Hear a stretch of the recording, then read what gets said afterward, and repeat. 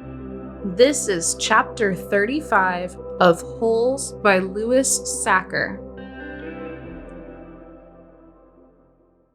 Zero's face looked like a jack-o'-lantern that had been left out too many days past Halloween, half rotten with sunken eyes and a droopy smile. "Is that water?" he asked. His voice was weak and raspy. His lips were so pale they were almost white, and his tongue seemed to flop around uselessly in his mouth as he spoke, as if it was getting in the way. "It's empty," said Stanley. He stared at Zero, not quite believing that he was real. "I tried to bring you the whole water truck, but—" He smiled sheepishly. "I drove it into a hole. I can't believe you're—" "Me neither," said Zero. "Come on, we got to get back to camp." Zero shook his head. "I'm not going back." "You have to. We both have to."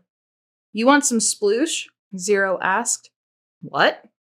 Zero shaded his eyes with his forearm. "It's cooler under the boat," he said. Stanley watched Zero crawl back through his hole. It was a miracle he was still alive, but Stanley knew he would have to get him back to camp soon, even if he had to carry him. He crawled after him and was just able to squeeze his body through the hole. He never would have fit when he first came to Camp Green Lake. He'd lost a lot of weight. As he pulled himself through, his legs struck something sharp and hard. It was a shovel. For a second, Stanley wondered how it got there, but then remembered that Zero had taken it with him after striking Mr. Pendanski. It was cooler under the boat, which was half buried in the dirt. There were enough cracks and holes in the bottom of the boat, now the roof, to provide light and ventilation. He could see empty jars scattered about. Zero held a jar in his hand and grunted as he tried to unscrew the lid. "What is it?" "Sploosh." His voice was strained as he worked on the jar. "That's what I call it. They were buried under the boat." He still couldn't get the lid off. "I found 16 jars. Here, hand me the shovel." Stanley didn't have a lot of room to move. He reached behind him, grabbed the wooden end of the shovel, and held it out to Zero, blade first. "Sometimes you just have to," Zero said. Then he hit the jar against the blade of the shovel, breaking the top of the jar clean off. He quickly brought the jar to his mouth and licked the sploosh off the jagged edges before it spilled. "Careful," Stanley warned. Zero picked up the cracked lid and licked the sploosh off that as well. Then he handed the broken jar to Stanley. "Drink some." Stanley held it in his hand and stared at it a moment. He was afraid of the broken glass. He was also afraid of the sploosh. It looked like mud. Whatever it was, he realized, it must have been in the boat when the boat sank. That meant it was probably over 100 years old.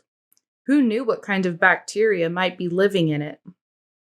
"It's good," said Zero, encouraging him. He wondered if Zero had heard of bacteria.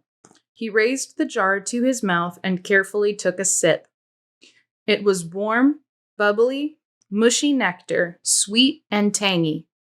It felt like heaven as it flowed over his dry mouth and down his parched throat.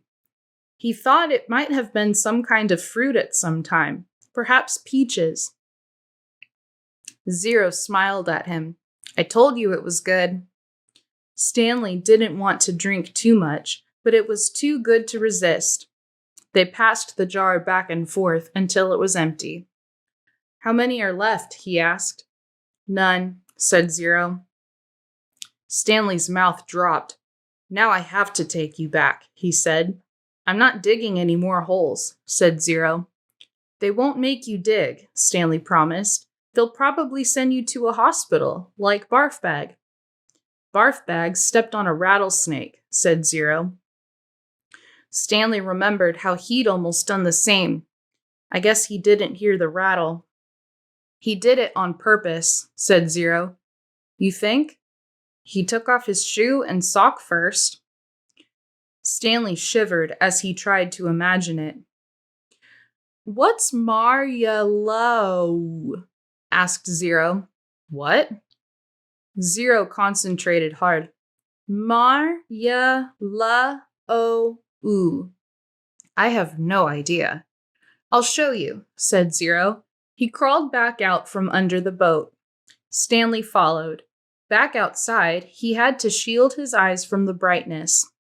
Zero walked around to the back of the boat and pointed to the upside-down letters. Marya-lo. Stanley smiled. Mary Lou, it's the name of the boat. Mary Lou, Zero repeated, studying the letters. I thought Y made the Y sound. It does, said Stanley, but not when it's at the end of a word. Sometimes Y is a vowel and sometimes it's a consonant. Zero suddenly groaned. He grabbed his stomach and bent over. Are you all right? Zero dropped to the ground. He lay on his side with his knees pulled up to his chest. He continued to groan. Stanley watched helplessly. He wondered if it was the sploosh. He looked back toward Camp Green Lake. At least he thought it was the direction of Camp Green Lake. He wasn't entirely sure. Zero stopped moaning, and his body slowly unbent. I'm taking you back, said Stanley. Zero managed to sit up. He took several deep breaths. Look, I got a plan so you won't get in trouble, Stanley assured him. Remember when I found the gold tube? Remember, I gave it to X-Ray, and the warden went crazy making us dig where she thought X-Ray found it. I think if I tell the warden where I really found it, I think she'll let us off. I'm not going back, said Zero. You've got nowhere else to go, said Stanley. Zero said nothing. You'll die out here, said Stanley. Then I'll die out here. Stanley didn't know what to do. He had come to rescue Zero and instead drank the last of his sploosh. He looked off into the distance. I want you to look at something. I just want you to look at that mountain up there. See the one that has something sticking up out of it? Yeah, I think. What does it look like to you? Does it look like anything? Zero said nothing. But as he studied the mountain, his right hand slowly formed into a fist. He raised his thumb. His eyes went from the mountain to his hand, then back to the mountain.